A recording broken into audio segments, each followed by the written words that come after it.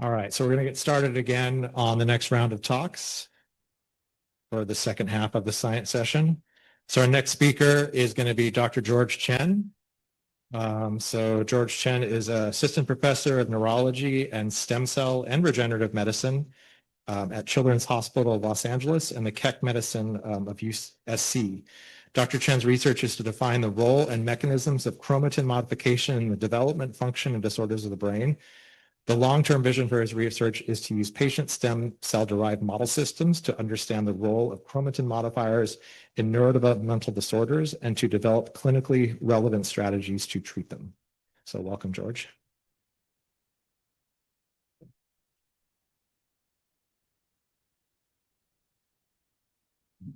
Check. All right. Thanks very much. Hi, everyone. As Eric mentioned, I'm a new assistant professor, very new, 3 months in, as an assistant professor. And so I'm going to talk to you about what you may have heard in the media, brain organoids as my model system. And kind of, we're going to call it growing brain tissue in a dish to understand Kleefstra syndrome as well as other related conditions. I'll talk to you about the ways that our lab use brain organoids to study neurodevelopmental disorders in their characterization, how we use them in therapeutic development, and I'll give a little preview as to what we hope to do with them in the future, which is to build multi-organ systems in a dish. And you may have also heard this in the media. They're referred to as organs on chips or assembloids, but those are opportunities that we have to look at other symptoms that people with these disorders face. It's not just neurological, as you all well know. There are sleep issues, there are GI issues, and we want to see how far we can push our model systems in understanding how these genes affect the development of those systems as well.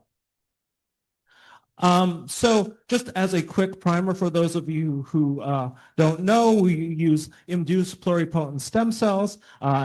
We take an adult cell, typically skin biopsy, or we collect whole blood, and through some Nobel Prize winning work, we're able to reprogram them into these induced pluripotent stem cells. And for the last few decades, many labs have developed different protocols so that we can force these cells to form a lot of different types of cells. And so this is really an amazing tool for us because we can, here we go. What happens to a neuron? What happens to heart muscles, et cetera, et cetera? It's all starting from a patient's own cells. But these look at the cells in isolation, a single cell type at a time. Sometimes you can co-culture them and put 2 of them together. But we don't capture the dynamics involved where cells talk to each other as they co-develop. And so that's the opportunity that organoid systems give to us. So briefly, we take these stem cells that are cultured in a dish, and we put them into these little microtube plates that allow them to form these spherical balls. And these balls are then subjected to a bunch of chemical treatments that basically push them towards forming the cell types of the brain. And so here I'm showing you a 200-day-old brain organoid culture stained for markers of the neuroastrocytes, and then in blue markers of the cells. And so you can just see that in the dish, we can capture a lot of different cell types essential to neurodevelopment and that are present in the brain. And this is one of my few data slides. I promise it's not as daunting as it looks. But just to make the point that cortical organoids can model early neurodevelopment in the dish, we use this statistical test. And what you have to remember is basically the more red over here and more red over here indicate more alignment with the data set that you're comparing to. So the more this looks like the eye of Sauron, the better. And so our lab, improving the cortical organoids can model neurodevelopment, we grew organoids out from 50 days all the way down to 600 days in the dish. And this is an incredibly challenging feat. I have to thank the staff in the lab who have very good hands. And then we compared them to human brain tissue samples that were collected prenatally and postnatally. And so how well does the human tissue match up to the organoid signal? And what I hope you can appreciate is that basically for this early time period, this prenatal period, the organoids can align pretty well with the early stages of human brain development, and a little bit as well in the postnatal periods, although for a multitude of reasons, the alignment becomes a lot less accurate as you go on. And so historical organoids seem to be able to at least accurately capture this early period. And so what is we collected some patient lines, one from the EHMT1 line provided by IDefine.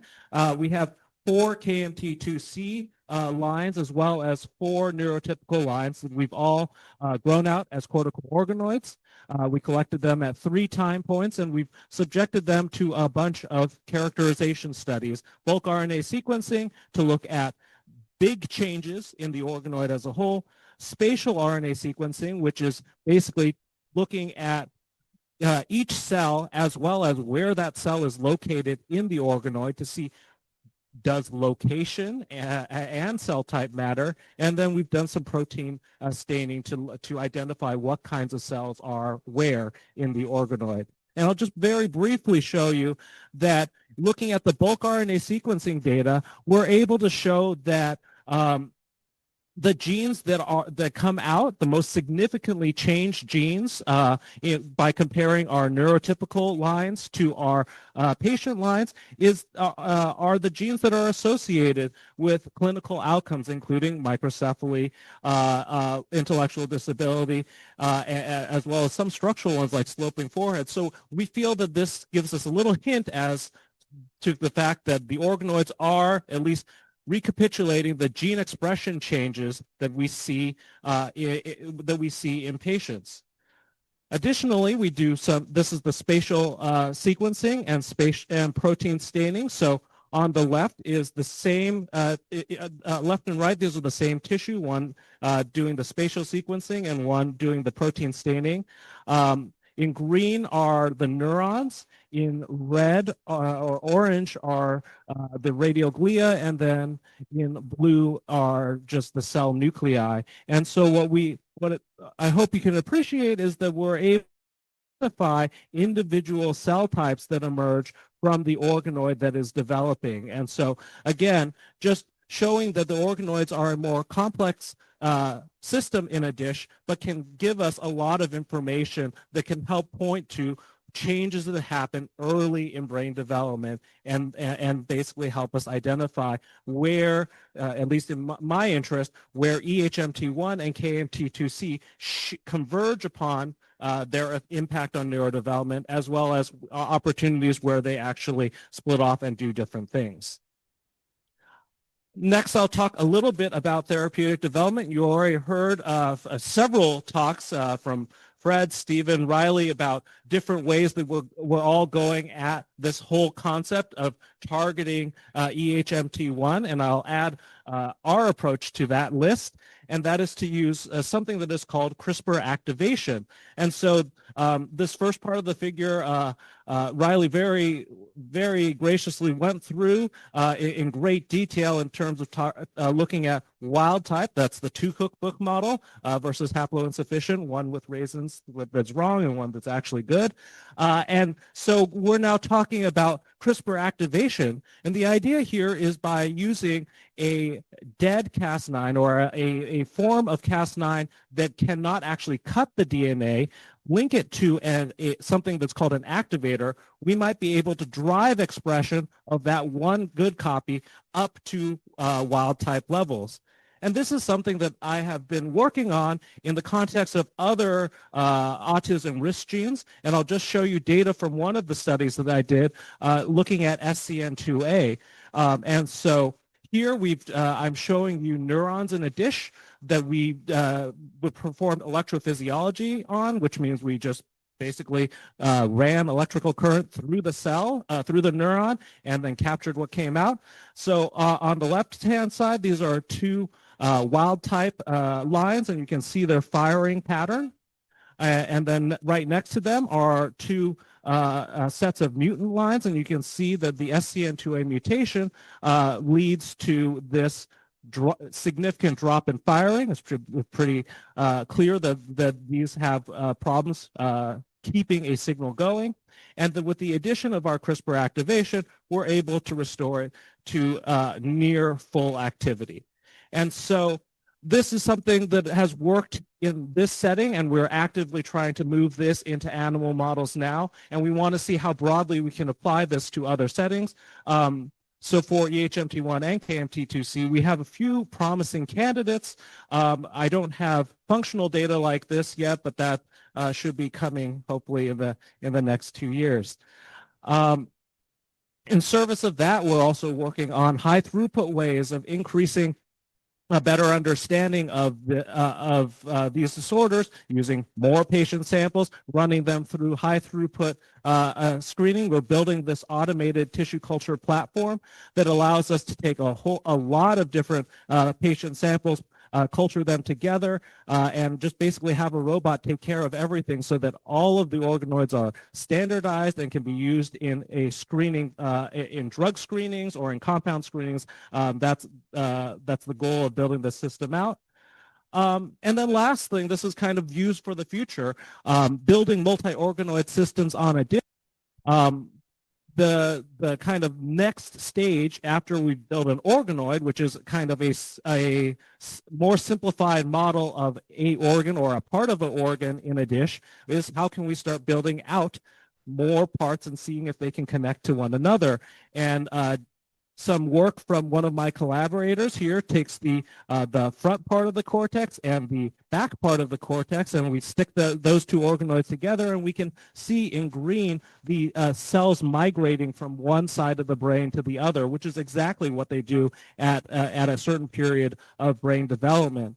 Additionally, we've also been working on systems that allow for the study connecting vasculature or as I mentioned earlier, GI into a tissue on a chip setting. And so this is work that I contributed to way back in my graduate school days, in which we're able to build a vascular network, seed it with colon organoids, and see how those two systems interact with one another. And so the goal of my work is to ultimately take the exact same patient stem cells, grow them out as intestinal organoids to understand how those GI issues also develop. So again, a story of how far can we push our brain, our patient-derived stem cell model systems into telling us more about how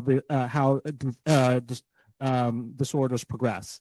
And so last, this wasn't white text, so I guess you can't see it. But lastly, I just want to say, we have the opportunity using brain organoids to model and characterize disorders to hopefully I've convinced you that therapeutic treatment is something that we can accomplish in these organoid systems, and hopefully in the future be able to connect these systems together to better understand how comorbidities are established. And so with that, I want to thank all of you for being a part of this. Thank the patients who helped our study so far, my postdoc mentor, Dan Geschwin, and the members of the lab, or these are specifically my students, and then my collaborators. And if anyone wants to stay in touch, that's my contact information, and that's my lab. Thank you.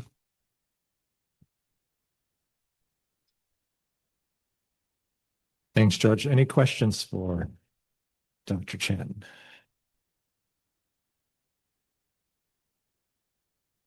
Okay, we'll move on.